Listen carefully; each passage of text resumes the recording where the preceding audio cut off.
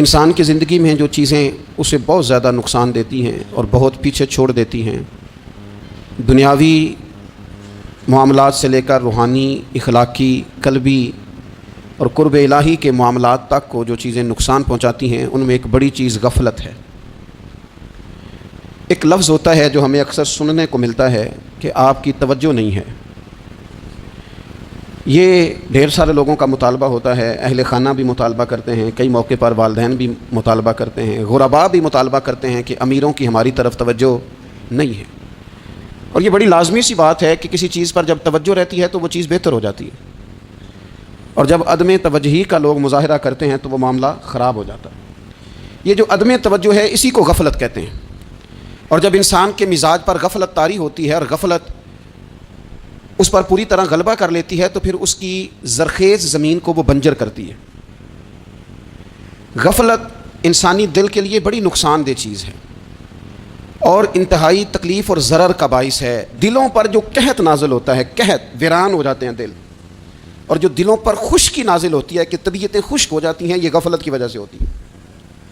جو لوگ غافل ہو جاتے ہیں نا، اپنے معاملات کا دھیان نہیں رکھتے، دیکھیں نا، آپ کو کھانا کھاتے بھی غافل نہیں ہونا چاہیے۔ اگر کھانا بھی غیر معتدل کھا لیا جائے تو وہ انسان کی طبیعت کے لیے باعث ضرر بن جاتا ہے، نقصان کا باعث بنتا ہے۔ بات کرتے ہوئے بھی غافل نہیں ہونا چاہیے، کئی دفعہ جملے ایسے نکل جاتے ہیں جو انسان کے لیے پھر شرمندگی کا باعث بنتے ہیں۔ انسان کو غافل ہو کر کوئی کام نہیں کرنا چاہیے، غافل ہو کر، مدہوش اور بے ہوش ہو کر نہیں۔ غفلت دل کو ویران کرتی ہے، طبیعت میں خشکی لاتی ہے۔ غافل کبھی نہ بنے۔ قرآن مجید فرقان حمید نے ارشاد فرمایا کہ اقترب للناس حسابہم، فرمایا لوگوں کے حساب کا وقت قریب آ گیا، وہم فی غفلۃ معرضون، اور وہ ابھی بھی غفلت میں منہ پھیرے ہوئے ہیں۔ ٹائم آ گیا حساب دینے کا، لیکن وہ بھی غافل ہیں۔ ہمارے جو زیادہ تر نقصان زندگی میں ہوئے ہیں وہ صرف ہماری غفلت کی وجہ سے ہوئے ہیں۔ ہم نے چیزوں پر توجہ نہیں دی، چیزیں گڑبڑ ہو گئیں۔ جس آدمی نے پھول لگائے ہوں، پھل لگائے ہوں، کھیتی لگائی ہو، وہ دانہ ڈال کے پانی دے کے فارغ نہیں ہو سکتا، اسے توجہ کرنی پڑتی ہے۔ اور کسی نے کہا تھا مالی جیندے ہون تو پھر بوٹے سکدے نہیں، اگر موجود ہونا ان کو سینچنے والا، رکھوالی کرنے والا، تو پھر ان کی جڑیں کبھی خشک نہیں ہوا کرتی۔ ہماری جو غفلتیں ہیں یہ بڑی ضرر کا باعث ہیں، نقصان کا باعث۔ اور مجبوری معاف ہوتی ہے، غفلت معاف نہیں ہوتی۔ اسکول میں پڑھتے تھے، مدرسے میں پڑھتے تھے، تو ایک مجبوری ہو گئی جی، خدا نخواستہ گھر میں کوئی پریشانی ہو گئی تو اساتذہ اس پر سزا نہیں دیتے۔ کوئی خوشی کا موقع ہے گھر میں، فیملی میں کسی کی شادی ہے، اساتذہ اس پر سزا نہیں دیتے۔ لیکن اگر کبھی پتہ چلتا تھا نا کہ یہ گھر سے تو آیا تھا لیکن مدرسے نہیں آیا، یہ اسکول نہیں آیا، رستے میں غافل ہو گیا، تو یہ بات خوفناک تھی۔ یہ قابل سزا جرم تھا کہ تو غافل ہو گیا اپنی پڑھائی سے، تو گھر سے آیا اور یہاں نہیں آیا۔ غفلت قابل سزا ہوتی ہے، مجبوری کی معافی ہوتی ہے۔ ہمارا آج کا جو مسئلہ ہے وہ غفلت کا ہے۔ ڈھیر سارے لوگ ہیں، سمجھدار بھی ہیں، سیانے بھی ہیں، معاملہ فہم بھی ہیں، باشعور بھی ہیں، تعلیم کی ڈگریاں بھی رکھتے ہیں، لیکن اگر ان کی زندگیوں کی تکلیفوں کو دیکھا جائے اور بے آباد روح کو دیکھا جائے اور سجدوں سے ان کی دوری کو دیکھا جائے تو ایک ہی بات سمجھ میں آتی ہے کہ پتہ سارا ہے لیکن لے ڈوبی ہے غفلت، توجہ نہیں کی۔ لائق بچہ بھی نالائق ترین زندگی گزارتا ہے، اس لیے کہ اس کے لائق ہونے کے ساتھ ساتھ اس کا توجہ کرنا بھی تو ضروری ہے نا۔ نرے لائق کا کیا فائدہ اگر وہ محنتی نہیں، اگر وہ توجہ ہی نہیں کرتا، اپنا سبق دھیان سے سنتا پڑھتا ہی نہیں، تو جتنا مرضی لائق ہو پیچھے رہ جائے گا۔ اور کئی نالائق ہوتے ہیں، رٹا لگا کے پاس ہوتے ہیں، پر چلو رٹا تو لگاتے ہیں نا، محنت تو کرتے ہیں نا، جد و جہد تو کرتے ہیں۔ کئی نالائق جد و جہد کے باعث آگے گزر جاتے ہیں اور کوئی اسی چکر میں رہ جاتے ہیں، میں بڑا لائق ہوں، کل پڑھ لوں گا، پرسوں پڑھ لوں گا، ہفتہ تیاری کر کے پاس ہو جاؤں گا۔ اپنی زندگی سے غفلت کا پردہ اٹھائیں، اور غفلت اس کے لیے فیصلہ کرنے کی ضرورت ہوتی ہے، پلاننگ کرنے کی نہیں، فیصلہ کرنے کی ضرورت ہوتی ہے کہ میں نے اب غفلت کرنی۔ ہم نہ جب بھی کوئی پروگرام بناتے ہیں تو منصوبہ بندی شروع کریں، منصوبہ بندی نہ کریں، فیصلہ کریں، کہیں کہ میں نے غافل نہیں ہونا۔ غفلت غرق دنیا کا نام ہے، اپنے آپ کو غفلت سے بچائیں۔ آپ دیکھیں حضرت کعب بن مالک رضی اللہ تعالیٰ عنہ فرماتے ہیں، بخاری میں موجود ہے، فرماتے ہیں کہ جنگ میں پیچھے رہ گیا تھا، میرا خیال تھا کل چلا جاؤں گا، گھوڑے اور سواریاں میرے پاس تیز ہیں، مضبوط ہیں، پرسوں چلا جاؤں گا، تیزی سے بھاگ کے میں پہنچ جاؤں گا، میں قافلے کے ساتھ شامل ہو جاؤں گا، لیکن بس تھوڑی سستی ہو گئی، ذرا غفلت ہو گئی۔ آپ فرماتے ہیں جب سب لوگ چلے گئے حضور علیہ السلام کے ساتھ جہاد میں اور میں پیچھے رہ گیا، تو پھر جب چند دن گزر گئے اور محبوب کے واپس آنے کا ٹائم ہو گیا تو اب میں غور کرتا سمجھتا تو مجھے مدینے میں یہاں بزدل لوگ نظر آتے، اور کون نظر آتے؟ جو منافق تھے، وہ منافق بزدل دکھائی دیتے، یا مجھے عورتیں اور بچے دکھائی دیتے۔ میں پریشان ہوا، حضور واپس آ گئے۔ جنہوں نے بہانے کیے تھے نا منافقین نے، یہ مجبوری تھی اس لیے نہیں جہاد پہ گئے، یہ جنہوں نے بہانے کیے تھے انہیں مل گئی معافی، اور میں نے سچ بولا۔ میں نے کہا یا رسول اللہ میں غافل ہو گیا تھا۔ اب کہتے ہیں میں نے جب کہا نا حضور سستی ہو گئی تھی، ذرا غفلت ہو گئی، تو بندہ محبوب سے ہی غافل ہو جائے، بندہ وہیں سے غافل ہو جائے۔ جو دم غافل سو دم کافر، سانو مرشد اے ہو پڑھایا۔ جب کہا نا حضور وہ غلطی ہو گئی، کوئی مجبوری نہیں تھی، تو فرماتے ہیں باقیوں کو معافی مل گئی، میرے ساتھ حضور ناراض ہو گئے۔ ایک دن نہیں، 2 دن نہیں، 50 دن حضور ناراض رہے۔ مدینے کی گلیوں نے مجھے پہچاننا چھوڑ دیا، در و دیوار سے مجھے یوں لگتا تھا کہ میں پردیسی ہوں۔ فرماتے ہیں میں مسجد میں آتا تھا، میں جب محبوب کو دیکھتا تو حضور رخ انور پھیر لیتے، اور مجھے پتا تھا جب میرا چہرہ ادھر ادھر ہوتا تو پھر کریم رحمت کی نظر فرماتے 50 دن مسلسل۔ پھر مجھے حکم ہوا کہ بیوی بھی بھیج دو، میک کے بچے بھی بھیج دو، ننہال یعنی تنہا رہ جاؤ۔ فرماتے ہیں وہ میں نے قید تنہائی کاٹی، لیکن شکر اللہ کا یہ ہے کہ میں سچا تھا، بس ذرا بھول گیا تھا، بس ذرا غفلت ہو گئی تھی۔ تو فرماتے ہیں پھر اللہ تبارک و تعالیٰ نے میرے اوپر فضل یہ فرمایا کہ میری توبہ کا اعلان رب نے قرآن مجید میں فرمایا۔ تو غافل نہ بنے کبھی بھی، ہمارا نا مسئلہ یہ ہے، اور آپ نے ناراض نہیں ہونا۔ ڈھیر سارے لوگ غافل ہو جاتے ہیں، مالدار بھی غافل ہیں، صاحبان علم بھی اللہ ماشاء اللہ بہت ساری جگہوں پہ غافل ہیں۔ جن لوگوں کو 4 لوگ جاننے لگ جاتے ہیں، کوئی مقام حاصل ہو جاتا ہے، وہ بھی بہت ساری جگہوں سے غافل ہو جاتے ہیں، اللہ ماشاء اللہ۔ غفلت بڑی تکلیف والا منظر ہے۔ جو لوگ سمجھتے ہیں نا میں اب گڈ بک میں آ گیا ہوں، اب میں اچھا ہو گیا ہوں، اب میرے لیے خیر کہا جاتا ہے، مجھے اچھائی شاید یہ مستقل میرے ساتھ رہے گی، تعریف ہی ہوگی ہمیشہ، وہ بھی غافل ہو جاتے ہیں۔ اور یہ غفلت ٹھیک نہیں ہوتی۔ وجہ دیکھنی چاہیے کس وجہ سے انسان کو وقار مل رہا، عزت مل رہی۔ اپنی زندگی سے غفلت کو اتار پھینکیں۔ تھوڑی دیر کی تو غفلت ہوتی ہے، لمبی تو نہیں۔ 2 منٹ کے لیے صرف اس نے ڈرائیونگ کرتے ہوئے چہرہ موبائل کی طرف کیا تھا، 2 ہی تو منٹ لگے تھے۔ لمحوں نے خطا کی تھی، صدیوں نے سزا پائی۔ لمحوں نے خطا کی تھی، صدیوں نے سزا پائی۔ ایک لمحے کے لیے غافل ہوئے تھے اور صدیاں، نسلیں روتی رہ گئیں پیچھے، بچے تڑپتے رہ گئے، اہل خانہ پریشان رہ گئے، ماں باپ ساری زندگی روتے رہے، لیکن یہ 2 منٹ کے لیے۔ یہ غفلت جو ہے یہ بڑی تکلیف والا معاملہ۔ اپنی زندگی سے غفلت کو اتارنا ہے، غافل نہیں بننا، ہر وقت توجہ اور ساری باتوں پہ توجہ۔ بعض اوقات لوگ ایک طرف توجہ کر کے ایک طرف سے غافل ہو جاتے ہیں، نہ، توجہ ہمہ پہلو رکھنی ہے۔ ہمارے ذمہ جتنے بھی حقوق ہیں ان سب پر توجہ، ہر چیز کا خیال، ایسا نہ ہو کہ عبادت کرتے رہ جائیں اور حقوق العباد ہم سے چھوٹ جائیں، اور حقوق العباد اتنے زیادہ ادا کریں۔ ایک صاحب مجھے کہنے لگے ایک دفعہ بڑے وثوق کے ساتھ کہنے لگے جی معاذ اللہ ثم نہیں جی ٹائم ملتا پھر نماز دا کی کریے، روزی کمانا بھی تو عبادت ہے نا۔ تو میں نے کہا آپ نے عبادت کرنا ایک حصہ قبول کیا ہے، آپ نے کل عبادت نہیں قبول کی۔ عبادت کل ہے، ہمہ پہلو، ایک حصہ آپ قبول کر کے نکل گئے اور باقی آپ نے چھوڑ دی۔ تو کسی ایک طرف سے بھی غافل نہیں ہونا، جتنی ذمہ داریاں ہیں، جتنی ڈیوٹیاں ہیں، ان سب کا خیال۔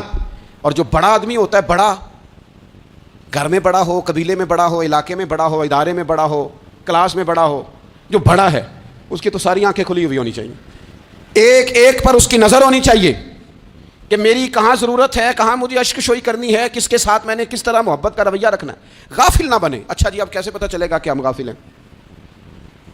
یہ کیسے پتہ چلے گا؟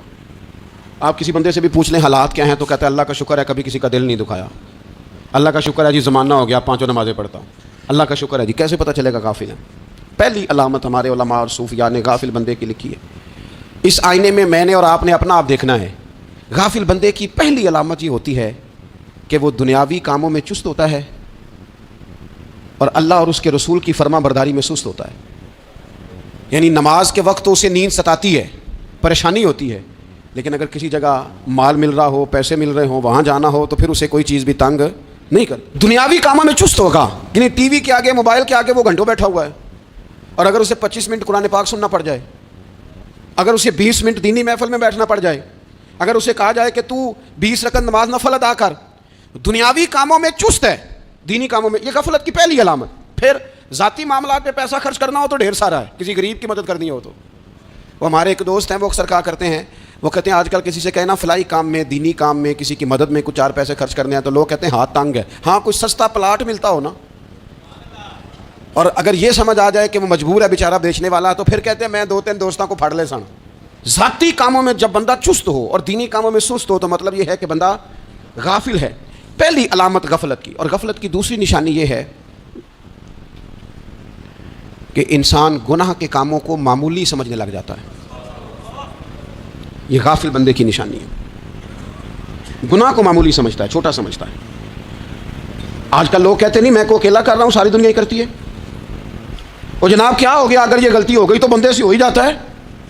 گناہ کو معمولی سمجھنا، چھوٹا سمجھنا اور کہنا پھر کیا ہو گیا ہے، انسان سے غلطی ہو جاتی ہے. آپ دیکھ لیں کہ سینکڑوں بیسیوں گناہوں کا بوجھ ہمارے سروں پہ ہوتا ہے، لیکن کوئی ہمارا دبدبہ ہے، کوئی ہماری گفتگو ہے، کوئی ہمارے جملوں میں خود پسندی ہے، کوئی ریاکاری ہے، کوئی تصنع ہے. یہ غافل بندے کی علامت ہے. نبی اکرم صلی اللہ تعالیٰ علیہ وآلہ وسلم نے فرمایا مومن اپنے گناہوں کو پہاڑ کی طرح سمجھتا ہے. یہ بخاری میں حدیث ہے. مومن پہاڑ کی طرح جانتا ہے اور وہ ڈرتا ہے کہ کہیں وہ پہاڑ اس کے اوپر گر نہ جائے، یعنی کہیں مجھے میرے گناہ کی سزا نہ مل جائے. چھوٹے گناہ کو بھی پہاڑ جانتا ہے، یار مجھ سے غلطی ہو گئی، مجھے ٹھیک کر لینی چاہیے، مجھے معافی لے لینی چاہیے، مجھے توبہ کر لینی چاہیے. مومن اپنے اوپر گناہ کو پہاڑ کی جانب سمجھتا ہے. اور حضور علیہ الصلوۃ والسلام فرماتے ہیں کہ یہ جو فاسق اور فاجر ہوتا ہے نا، اللہ کا نافرمان، یہ گناہ کو مکھی کی طرح سمجھتا ہے. یہ سمجھتا ہے میں نے اشارہ کرنا ہے مکھی نے اڑ جانا ہے. مومن کی علامت یہ ہے کہ وہ پہاڑ جانتا ہے، اگر غلطی ہو جائے تو پہاڑ. امام اعظم ابو حنیفہ رحمۃ اللہ علیہ گزر رہے تھے تو بارش ہو گئی تھی اور کوفہ میں کیچڑ تھا، تو آپ نے جو جوتے پہنے ہوئے تھے ان جوتوں سے چلتے ہوئے نا آپ کے پاؤں سے کچھ مٹی اڑی، تو سامنے ایک یہودی تھا. اب اس زمانے میں دیواریں کچی ہوتی تھیں، اس کے دیوار پر جا کے وہ مٹی جو تھی وہ لگ گئی. اب امام صاحب بڑے پریشان ہوئے کہ میں نے اس کی دیوار کو آلودہ کر دیا. یہاں تو لوگ اپنی اینٹیں رکھتے رکھتے کئیوں کی دیواریں توڑ ہی دیتے ہیں، اور پھر وہ اس پر ماننے کو بھی تیار نہیں ہوتے، تسلیم کرنے کو بھی تیار نہیں ہوتے. وہ کہتے ہیں پھر کیا ہو گیا، اب ہمارا یہاں گھر ہے تو ہم نے ٹرالی منگوانی نہیں تھی، ہمارا حق بنتا تھا. امام صاحب کے پیروں سے ذرا کیچڑ اڑا، یہودی کی دیوار پہ لگا، اس کی کچی دیوار تھی. امام صاحب پریشان ہو گئے، سوچنے لگے کہ اگر میں دیوار سے یہ کیچڑ اتارتا نہیں تو یہ بھی زیادتی ہے، میں نے اس کی دیوار کو گدلا کر دیا، اور اگر میں اتارتا ہوں تو کچھ مٹی اس کی دیوار کی بھی اتر جائے گی، کچی دیوار ہے، یہ بھی زیادتی ہے. مومن گناہ کو پہاڑ کی طرح سمجھتا ہے کہ کہیں گر نہ جائے، اس کی بھی کہیں سزا نہ مل جائے. امام صاحب نے اس کے دروازے پہ دستک دی، وہ باہر آیا تو اتفاق سے وہ آپ کا مقروض بھی تھا، اس نے پیسے دینے تھے. باہر نکلتے ہی کہنے لگا اوہ آپ تو قرض لینے آ گئے، میرے پاس تو ابھی گنجائش نہیں ادا کرنے کی. تو امام صاحب کہنے لگے تو قرض چھوڑ، وہ میں نے معاف کیا، میرے سے یہ غلطی ہو گئی ہے. میں آ رہا تھا، لکڑی کے جوتے اس زمانے میں کھڑاؤں لوگوں نے پہنے ہوتے تھے، کہا وہ میرے پیروں سے ذرا کیچڑ اڑا ہے، تیری دیوار پہ لگ گیا ہے. اب میں بڑی دیر سے کھڑا سوچ رہا ہوں کہ اگر میں تیری دیوار صاف نہ کروں تو میں نے یہ میلی کر دی، گدلی کر دی، یہ بھی بات درست نہیں ہے، زیادتی. اور اگر میں اسے صاف کرتا ہوں کچی دیوار سے کچھ مٹی اتر جائے گی تو یہ بھی زیادتی ہے. اب تو بتا میں کیا کروں. تو بے موسمہ پھل تھا نا یہ، تو بے موسمہ پھل دیکھ کے بندہ حیران ہو جاتا ہے. جو باتیں روٹین میں نہ ہو رہی ہوں وہ ذرا انوکھی لگتی ہے، بندہ حیران ہو گیا. غور سے امام صاحب کا چہرہ دیکھنے لگا، غور سے چہرہ دیکھنے لگا، اور پھر تھوڑی دیر سوچنے کے بعد کہنے لگا حضور پہلے میں نے دین اسلام کے بارے میں پڑھا اور سنا تھا، آج میں نے دین دیکھا ہے. پہلے میں نے سنا تھا کہ دین اسلام اس طرح کا ہے، آج میں نے دین ہے. ہم نہ پوری دنیا کے کافروں کو دین سنانا چاہتے ہیں، دکھانا نہیں چاہتے. ہم نیک نظر آنا چاہتے ہیں، نیک بننا نہیں چاہتے. ہم نیک نظر آنا چاہتے ہیں. نتیجہ کیا نکلتا ہے کہ کچھ عرصے کے بعد پتہ چل جاتا ہے بندہ کس لیول کا نیک ہے، کیا معیار ہے اس کی نیکیوں کا. کہنے لگا حضور پہلے میں نے دین سنا تھا، آج دیکھا ہے. آپ وہ مٹی کی دیوار پر جو کیچڑ لگ گیا ہے، دیوار کو بعد میں صاف کیجئے گا، پہلے کلمہ پڑھائیں تاکہ میرے اندر کا کفر صاف ہو جائے، مجھے مسلمان کر دیں. تو غافل آدمی جو ہوتا ہے نا وہ پھر تیسری بات، جب بندہ بہت زیادہ غافل ہو جاتا ہے پھر اعلانیہ گناہ کرنے لگتا ہے. ایک گناہ پھر اس کا اظہار گناہ. ایک بندہ حدیث پاک میں آتا ہے، ایک بندہ رات کو کوئی غلطی کرتا ہے، اللہ تعالیٰ اس پہ پردہ ڈال دیتا ہے، لیکن وہ سویرے خود لوگوں کو بتاتا پھرتا ہے میں نے یہ کیا، میں نے یہ کیا. جب آپ اظہار گناہ کرتے ہیں نا تو سامنے والا بھی دلیر ہوتا ہے، کہتا ہے اس نے کیا میں کر لوں گا تو پھر کیا ہوا. ہمارے علماء نے لکھا ہے کسی کی نماز قضا ہو جائے تو کسی کو بتائے نہ، قضا پڑھ ڈالے، اس کا جگہ جگہ ذکر نہ کرے. جب آپ کہیں گے نا میری قضا ہو گئی تو آپ کے ساتھ رہنے والا بچہ دوست سمجھے گا یار اس کی قضا ہو گئی ہے تو میری بھی ہو جائے گی تو کیا ہوا. گناہ کرنا بھی گناہ ہے اور گناہ کا اظہار بھی گناہ ہے. نبی اکرم صلی اللہ تعالیٰ علیہ وآلہ وسلم نے ارشاد فرمایا میری ساری امت کو معافی مل جائے گی سوائے ان لوگوں کے جو اعلانیہ گناہ کرتے ہیں. یہ بخاری مسلم دونوں میں حدیث موجود ہے. جو اعلانیہ گناہ، جنہوں نے خود ساری دنیا کو گواہ بنا لیا، میں نے یہ بھی جرم کیا، یہ بھی کیا، یہ بھی کیا، یہ بھی کیا، خود انہوں نے لوگوں کے، بہت بڑے غافل آدمی کی علامت ہے کہ گناہ کرے اور پھر اوپر سے اعلانیہ گناہ کرے، اتنا بڑا جرم کرے. پھر چوتھی علامت اگر ہم دیکھنا چاہیں، ہم غافل تو نہیں، تو غافل بندے کی چوتھی علامت یہ ہوتی ہے کہ وہ فضول کاموں میں وقت بڑا ضائع کرتا ہے. فضولیات میں ادھر بیٹھے ہیں، ادھر بیٹھے ہیں، یہاں گپ شپ ہو رہی ہے، وہاں موبائل دیکھا جا رہا ہے، پھر کچھ ٹائم ملا ہے تو پھر کہیں دور دراز کسی ہوٹل پہ کھانا کھانے چلے گئے، پھر کچھ ٹائم ملا تو چلو نکلتے ہیں ذرا کوئی ہفتہ سیر کر آتے ہیں، یہاں گپ شپ ہے، فلاں کو ڈسکس کر لیتے ہیں، فلاں کے بارے میں بات کر لیتے ہیں، سیاسی تبصرے کر لیتے ہیں، یہ تھوڑی گفتگو ہو جاتی، چلے محلے داروں پہ تبصرہ شروع کرتے ہیں، کون روٹی زیادہ کھا رہا ہے اور کس کے پاس پیسے زیادہ آ گئے، چلو جا کے پتہ کرتے ہیں. حالانکہ یہ پتہ نہیں کرنا چاہیے تھا، پتہ تو اس کا کرنا چاہیے تھا جو بیچارہ کل سے بھوکا ہے. خبر تو اس کی رکھنی چاہیے تھی جس بیچارے کے گھر میں بچوں کے لیے پہننے کو کپڑے موجود نہیں ہیں. اس پر تبصرہ یہ کرتے ہیں کہ یہ محنت کیوں نہیں کرتے، اور اگر کسی پر اللہ عطا کر دے پھر حساب ضرور لگاتے ہیں کہ ذرا معلومات کرو یہ اتنی جلدی آگے کیسے نکل گئے. غافل بندے کی علامت ہے وقت کا ضائع کرنا اور فضول کاموں میں ضائع کرنا اور بلا وجہ ضائع، اور ایسے سوالات کرنا جن کی ضرورت ہی کوئی نہیں، بالکل ضرورت ہی نہیں، کوئی مطلب ہی نہیں، لیکن ہم لوگ وقت ضائع. یہ غفلت کی علامت. غفلت. اللہ والوں کی علامت کیا تھی؟ ایک بات انہوں نے زندگی میں لے لی، سیکھ لی، پھر ساری زندگی اسی پہ گزار دی. ان کا ارادہ تھا نا کشکول سیدھا کیا. کچھ لوگ ساری زندگی لیکچر قبول لے کے سن کے پھر بھی سمجھنے کو تیار. یہ غافل دل کی علامت ہے. اس لیے نبی پاک صلی اللہ تعالیٰ علیہ وسلم نے فرمایا دو نعمتیں ایسی ہیں جن میں اکثر لوگ غفلت میں ہیں، ایک صحت اور دوسری فراغت. لوگ بلا وجہ وقت ضائع کرتے ہیں. اللہ نے صحت دی ہے، کسی خیر کے کام میں لگائیں.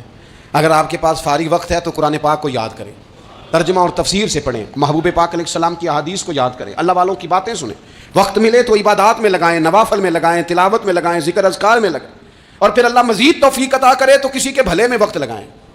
گلی سے کوئی کانٹا اٹھائیں، کوئی روڑا اٹھائیں، کوئی کسی کی مدد کریں. لیکن یہ غافل ہونے کی علامت ہے کہ اپنے وقت کو ضائع کرنا. اور پھر اسی طرح غفلت کی پانچویں علامت یہ ہے کہ اگر بندے کو دنیا سے پورا پیار ہو جائے، یعنی شب قدر میں بھی آ کے کہتا ہے یا اللہ کبھی پیسے دے دینا، شب برات والے دن بھی کہتا ہے کہ مالک اگر کبھی کوئی ایسا سبب لگ جائے نا، یعنی بیت اللہ شریف کے سامنے کھڑے ہو کے بھی اگر اس نے مال ہی مانگنا ہے وہاں بھی اس نے یہی سوال کرنا ہے، حب دنیا اتنی غالب آ جائے، تو یہ غافل ہونے کی علامت. دنیا ضرورت ہے، مقصد نہیں ہے. دنیا کی حاجت ہے، مقصد نہیں ہے. یہ مقصود نہیں. اور جب لوگ فقط دنیا کے مال کو، دولت کو، نبی پاک علیہ السلام نے فرمایا وہ لعنتی ہے جو درہم اور دینار کا بندہ بن گیا ہے، پیسوں کا بندہ بن گیا ہے. مل جائے تو خوش ہوتا ہے، نہ ملے تو تکلیف میں آ جاتا ہے. یہ غافل بندے کی علامت. مومن تو وہ ہوتا ہے کہ دولت رزق حلال ضرور کماتا ہے تاکہ کسی کے آگے ہاتھ نہ پھیلانا پڑے، کوشش ضرور کرتا ہے، پر دنیا کو جیب میں جگہ دیتا ہے، دل میں نہیں دیتا. اس کی جگہ جہاں ہے اسے وہاں رکھتا ہے، اسے دل میں جگہ. دل تو ایک ہے، اس میں رب رسول کو بسائیں گے یا کسی اور کو بسائیں گے. تو حب دنیا یہ غافل ہونے کی بہت بڑی علامت ہے. پھر اسی طرح جو بندہ رب کریم کو جانتا نہیں نا وہ بھی غافل ہو جاتا ہے. ایک تو جو یہ نہیں نہ جانتا کہ رب کریم سزا دے گا، وہ مجھے دیکھ رہا ہے، اسے نہ اونگ آتی ہے نہ نیند آتی ہے، جو اس کی معرفت نہیں رکھتا کہ میرا رب ہر وقت مجھے دیکھ رہا ہے، وہ بھی غافل ہو جاتا ہے. جسے پتہ ہونا کہ مجھے دیکھ رہا ہے وہ غافل نہیں ہوتا. اور جو یہ سمجھ لیتا ہے نا کہ شاید معاذ اللہ ثم، اس یقین کو پکا نہیں کرتا، وہ غافل ہو جاتا ہے. اور ایک جو یہ نہیں نہ جانتا کہ رب مہربان کتنا ہے وہ بھی غافل ہو جاتا ہے. مجھے بتائیے سب سے زیادہ تو بندہ اس کے دروازے پہ جاتا ہے نا جو سب سے زیادہ مہربانی کرنے والا ہو. اس دروازے سے بندہ اٹھتا ہی نہیں. تو جس کو یہ یقین ہو جائے نا سب سے زیادہ کرم فرمانے والی ذات اللہ رسول کی ہے، وہ کبھی رب رسول سے غافل نہیں ہوتا. وہ کبھی اللہ رسول کا دروازہ چھوڑ کے نہیں جاتا. وہ کبھی کسی اور جگہ جا کے پناہ تلاش نہیں کرتا. جسے پتہ چل جائے نا وہ کریم کتنا ہے، مہربان کتنا. ملا رومی رحمۃ اللہ علیہ فرماتے بہت بڑا مجرم تھا ایک بندہ، بہت بڑا گناہگار تھا، بت کو پوجتا تھا، تھک گیا، ساری رات بت کے سامنے کھڑا تھا، معاذ اللہ یا صنم یا صنم یا صنم کہتے، تھک گیا، نیند آ گئی، اونگ آ گئی. جب پوری طرح نیند آ گئی اور دماغ پہ نیند قبضہ کرنے لگی تو اس کے منہ سے نکل گیا، صنم صنم کہہ رہا تھا نا، نکل گیا یا صمد، او بے نیاز مالک. رب کریم نے فرشتوں سے فرمایا دوڑ کے جاؤ، جو کہتا ہے اسے دے دو. فرشتے کہنے لگے مالک تو بت کو پکار رہا تھا، اس نے تو غلطی سے نام لیا ہے. فرمایا مجھے نہیں پتا، لیکن دیکھو نا اس نے مجھے پکارا تو ہے نا. کتنی دیر سے جھوٹے کو پکار رہا تھا، اس کا معاملہ حل نہیں ہوا. اب اگر سچے کو پکارنے پہ بھی حل نہ ہوا تو فرق کیا رہ جائے گا. دے دو جو مانگتا ہے، دے دو۔ میرے دوست، گھر پتہ چل جائے وہ قریب